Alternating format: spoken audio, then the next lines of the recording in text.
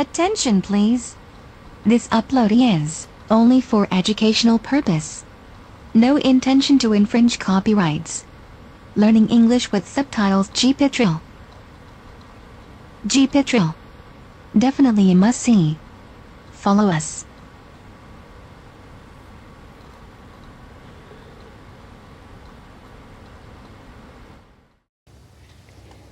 That light is now physically touching you. We're now going to go through the other side of that light. As we walk through that light, Spirit will be inside you. If you can hear my voice, can you tell me your name?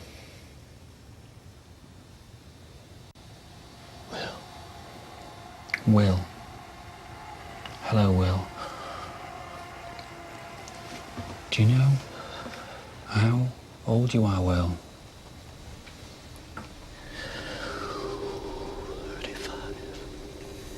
35. Do you belong to this house, Will, or are you passing through? Don't lose that energy. Okay, stay calm, Will. Do you know you're upsetting the family and terrorising people, Will? No.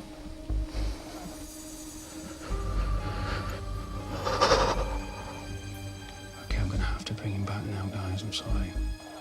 John. Will. If you can hear my voice, which I know you can, I ask of you to take 3 paces back from me. Okay, we're going 1, we're going 2, we're going 3. I want you to stay there, Will, and not move until I give you some more orders. And John, you step forward for me.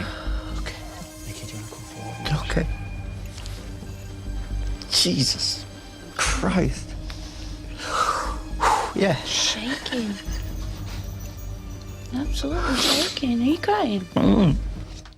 John wipes his eyes. God. He wasn't chuffed the fact that... Well done, big fella. The fact that you said he was terrorising him. Yeah. He doesn't feel like he's terrorising him. Oh my God, that was shaking. Well done. Ian regroups everyone back in the lounge to discuss events so far. I feel, after what I've just been up to and what Johnny's been doing, that there's only one entity that's causing problems here, and this is a gentleman. The entity's quite convinced at the moment that he's causing no harm to the family or anything like that. Now, the strange thing is while we was upstairs with you guys, he decided to channel me, which John doesn't know anything about. He channeled me, and Johnny brought me back. I went downstairs, and he actually channeled John. So the same entity that channeled me upstairs channeled you, and I didn't want to say anything to you. Do you want to scare him? No. Fortunately for you guys, but unfortunately for John, John's going to have to channel again for us to put this soul at rest. Are you happy for that to happen? If it happens again, okay, yeah, I think, yeah. The group return to the cottage bedroom and attempt to channel the spirit. I want you to focus on a small pinprick of light for me, John. On the count of 3, we're going forward towards that light. We're going 1. We're going 2, we're going 3. Will, the gentleman, is stood right in front of you, wanting to come forward. Will, can you hear my voice? The family are here, Will, who live here. They're the only people who can help you now. Do you understand? Stay with me, Will. Stay strong. Can you ask Will why he's here? I'm Jean. I'd love to know why you're here in my house.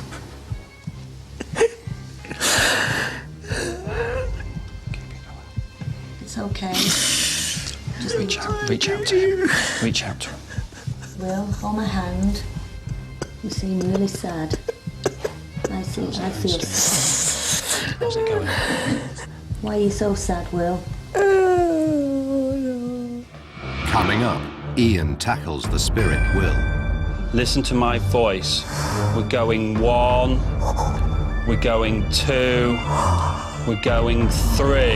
And living with the dead historian Hallie Rubenhold makes an extraordinary discovery about who this Will could have been. This remarkable little diary gives the account of the murder of Bill Jacks and his son Tom in 1832. Tom had received 15 gashes to the head and Bill's skull had been battered in. Living with the Dead. At Jean Thomas's 18th century farmhouse on Saddleworth Moor, the Living with the Dead team believe they've encountered the spirit of a gentleman called Will, who was already channeled through Ian. What's going on, Ian? Pushed. You were pushed. Murdered. The spirit Will now appears to be channeling through Jean's brother John. Will, hold my hand. You seem really sad. Why are you so sad, Will?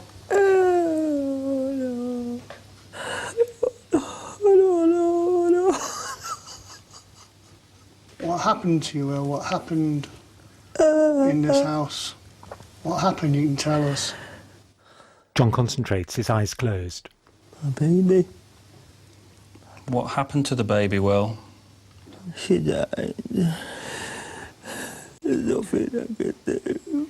That's okay, Will. These people are going to help you. Can you just have a look around? Can you see anybody else with you? John sits, his mouth wide open, his eyes still closed. His head moves gently. Can you ask him how the baby died? Will, how did the baby die? Stay with me, Will. Listen to my voice, Will. Deep breaths, Will. Naturally. Where's your wife, Will? She's holding the baby. She's holding the baby. Would you like to be with your wife and baby, Will? Oh, God, Yes. God, God. Can you see that light, Will? There's a bright light. Darkness. Will, come on, there is a white light there. You must be able to see it. Go beyond the darkness, go beyond the black, and look for the light.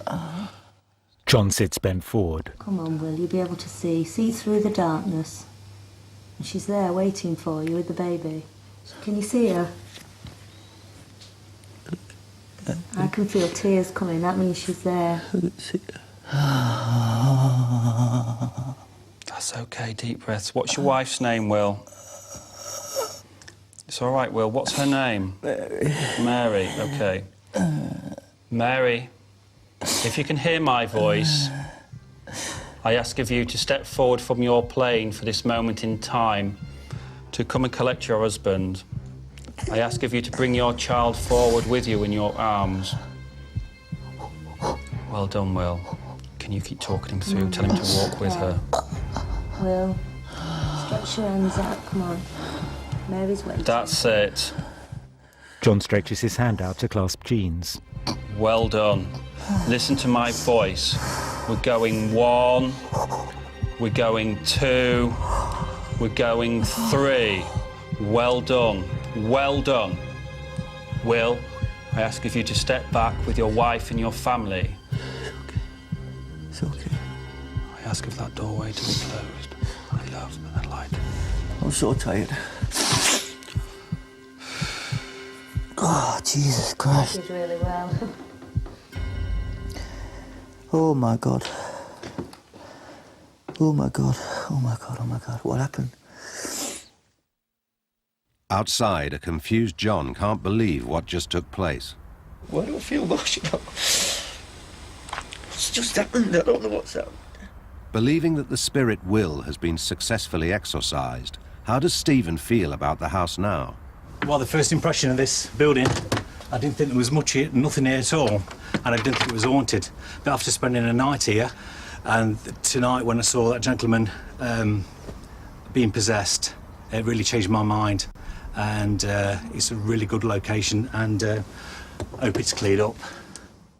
With a name now attached to the spirit, historian Hallie Rubenhold visits Saddleworth to see if she can discover who this entity could have been. A trip to the local library unearths some fascinating details about an unsolved 19th century murder of Saddleworth resident William Bradbury, better known in the area as Bill O'Jacks. This remarkable little diary gives the account of the murder of Bill O'Jacks and his son Tom in 1832. They were the owners of the Moorcock Inn and of the shooting rights in the surrounding area. The Moorcock Inn is only a stone's throw from Jean and Bob's farmhouse. It's believed that one night a group entered the inn with the intention of committing a murder. The following morning, Bill's 12-year-old granddaughter found the two men lying in a pool of their own blood, bludgeoned, yet still alive. The doctor arrived to find what was described as a butcher's slaughterhouse. Tom had received 15 gashes to the head, and Bill's skull had been battered in with this shovel. But before he died, Bill was able to name his attackers. He said Pats, possibly a reference to the Irish travellers who'd been seen in the area. The authorities offered a £100 reward for any information leading to the capture of the murderers. Two men were apprehended, but as they had alibis, were never brought to court, and so the murder remained unsolved.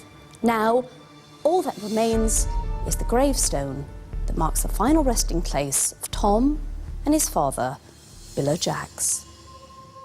Such interest did their tragic end excite, that ere they were removed from human sight, thousands on thousands came to see the bloody scene of catastrophe.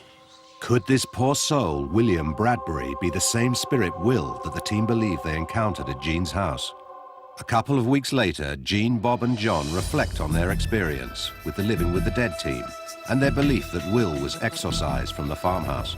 When Ian asked us to go up onto the top floor into the back room, I was a bit apprehensive. My legs started to go like jelly, as if maybe I could faint or something. I started to feel unwell. It was strange, really, because when the atmosphere built, Ian must have been able to feel it from the other side of the house, because he was soon up there. He took over the situation and he seemed to channel a gentleman. Pushed. You were pushed? Murdered. Murder. Why are you here with this family? Revenge. To see someone go into that state and have a spirit enter him as it happened up there, I've never seen anything like that before. When I saw that the spirit had also entered John, I was amazed, because I didn't know they could go into two people like that. And when John was entered by the spirit, he took on a totally different personality. John was in a really bad way. He was shaking uncontrollably, as if he'd got some sort of fever. It was as if I was charged with energy inside. It was very, very weird, very strange. To this day, I still haven't got a clue what happened. In the belief that this spirit has been moved on to another world, how do they feel now about the farmhouse? First time I walked back into the house, it was thick again with energy. It's more like a depression.